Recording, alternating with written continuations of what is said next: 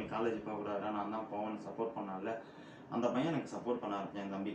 நீ போடா, நான் ஏதாவது பணம் வந்துச்சுன்னா ஒரு 1000 500 அனுப்பிச்சி விட்றேன், நீ அங்கே போயிட்டு சான்ஸ் தேடு அப்படின்னு சொல்லிட்டு என் தம்பி தான் என் லைஃப்பில் என் ஃப்ரெண்டுன்னு சொன்னாலே அவன் தான்.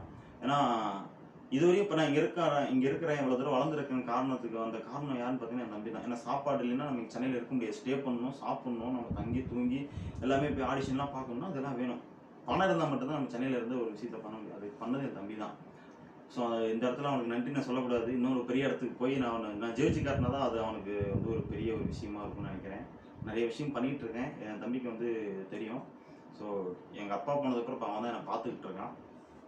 ஸோ அந்த மாதிரி தான் இப்போ இங்கே சென்னை வந்துட்டேன். சென்னை வந்தோடனே சீசன் 9 ஸ்டார்ட் பண்ணுறாங்க. சீசன் 9 தாம்சன் சார் நல்லா பழக்கமாயிட்டாரு. போய் அவர் கூட ஒர்க் பண்ணிட்டு சான்ஸ் கேட்டு அவர் வந்து எனக்கு ஒரு சான்ஸ் ஒன்று கொடுக்குறாரு. சான்ஸ் கொடுத்தா என் கூட பேர் ஒருத்தனை ஜாயின் பண்ணி விட்றாரு. 2 பேர் சேர்ந்து பண்ணுறோம்.